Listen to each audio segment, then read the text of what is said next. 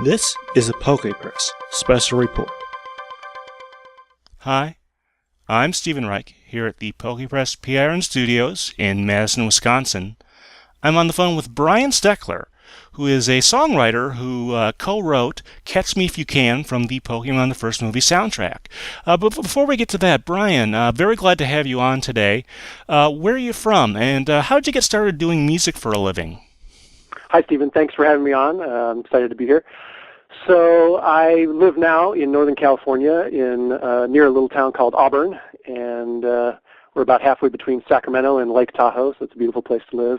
I grew up in Midland, Michigan, lived there through college, and then moved from there to Nashville, spent a few years in Nashville, then moved to L.A., spent 7 years in L.A., and then moved up here for the last 10. So that's the short version of where I'm from. And besides songwriting, you do some keyboard work. How did you get into that? Yeah, well, like most kids, my mom made me play the piano starting at about 6 and bribed me to stay with it through high school. And by that time, I was really into it and decided I wanted to go into music and went to Western Michigan University and graduated with a degree in piano performance. Though while I was there, I spent as much or more time in the recording studio, engineering and learning about that I did in the practice room, practicing the piano. So at this point, I'm a much better studio guy than I am piano player. So. All right. And then what was some of your first stuff once you got out of college doing things professionally? Well, I had a buddy in college who worked for a jingle company in Nashville. He was actually in their Chicago office, but he was able to get me a connection to that company in Nashville. So I got hired as the tape dub boy. Basically, I was the guy in the way back room. It was kind of a closet, making cassette copies of the jingles that the producers were producing in the studio, and then I would take those cassette copies that I made and drop them into FedEx envelopes and run them to the drop-off and that kind of thing. But pretty quickly I went from tape dub boy in the back room to writing and producing jingles. So. And after doing some work in advertising, you eventually got into sort of maybe more mainstream music. How did that come about? Well, the guy that got me the job at Hummingbird Productions is the name of the jingle company in Nashville. He and I, of course, were good friends and decided as that company was sort of folding in on itself that we would much rather be writing songs and producing records than doing jingles for our entire career.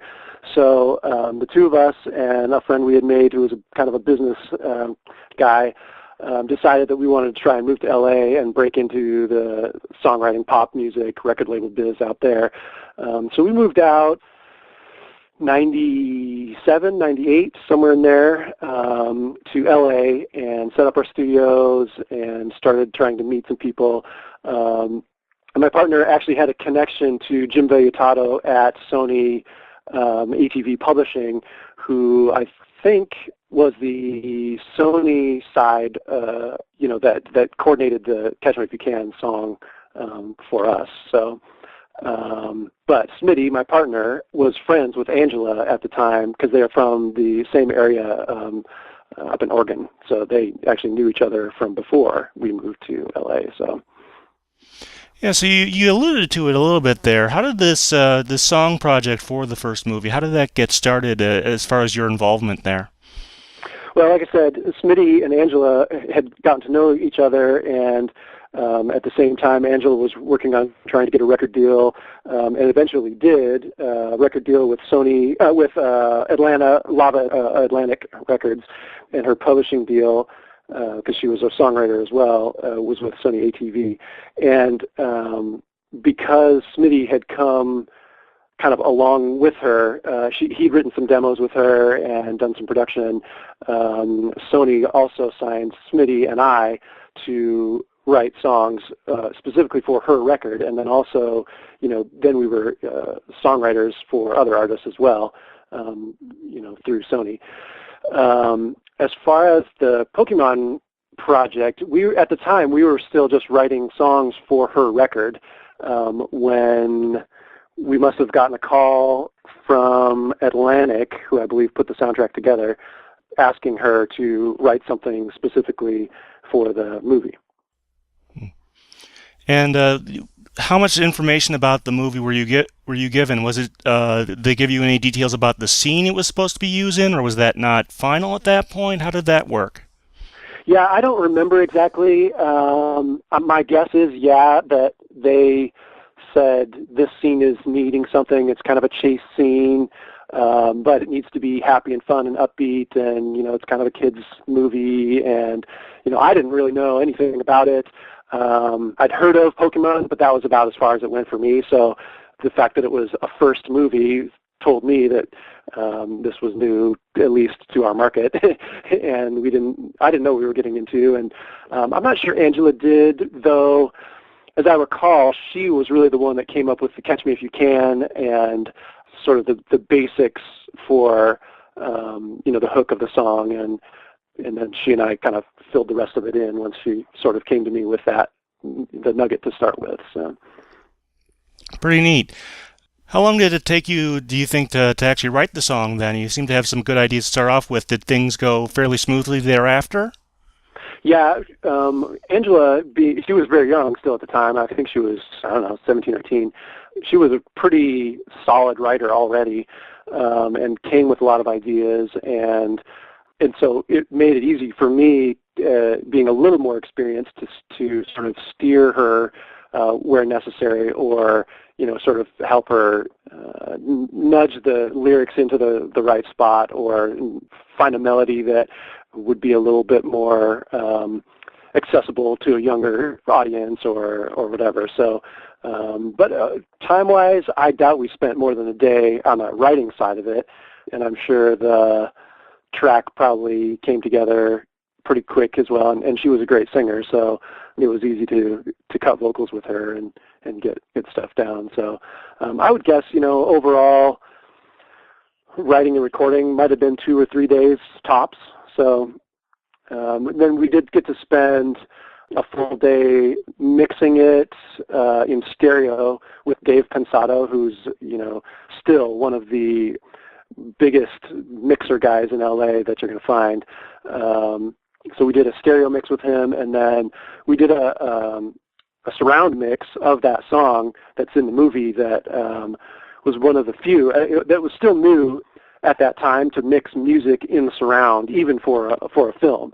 It was a little unusual to mix a pop song in surround. It was very fun because we were trying all kinds of crazy things to figure out what would be cool, but ended up being still pretty safe once you actually got to the end of it. So, that was fun mixing with Dave. So. All right. Well, that's pretty neat. You got to do some, at the time, probably bleeding edge technical stuff there for the movie. And, you didn't work on maybe one song that they might know, obviously, that you didn't work on Wonderland from 2000, and you didn't work on Picture Perfect either, but you did do a bunch of other stuff for Angela. What was some of that stuff like? Yeah, it was really cool because we were working with Lava Atlantic on her record for her record deal, and so it was fun writing stuff. And at one time, before they decided to go a different direction, they told us that the first 3 radio singles from her big release were songs that either I or my partner had written with Angela. And so we got to do, cool mixes with the heavy hitter mixing guys and mastering studios in LA, and kind of play the full big time pop producer role for a little while there with Angela, and it was fun. We even did sessions in New York City. We had to go over there and do sessions with a Spanish coach, because she was redoing the whole album over in Spanish for a kind of a dual release thing, and it was pretty cool. We did some really cool things when we were working with her. However, things didn't quite work out for Angela. It seems things kind of fell through. Tell us a little bit about that. Well, from what we understood is that they were really close to releasing her record and her radio singles, and sort of at the very last second, they decided to put her record back on the shelf and give her marketing slot to up-and-coming Willa Ford, who came out right around then and did a few kind of really big hits, and I think she does reality TV now. Yeah, I should point out that Willa Ford, lest you think that this is the closest she's ever come to Pokemon, her birth name is Amanda Lee Williford, and it actually previously had the stage name of Manda, and she has a song on the Pokemon the First movie soundtrack. A little bit of trivia there for our audience, but I did want to mention that just because it is kind of relevant in this context. Well, yeah, it's kind of sad to hear things didn't work out for Angela. She's still out there. She still does some music here or there, sort of as an independent artist. So she's still doing stuff. But what about you? You obviously are still doing music. What's some of the stuff you've worked on kind of recently?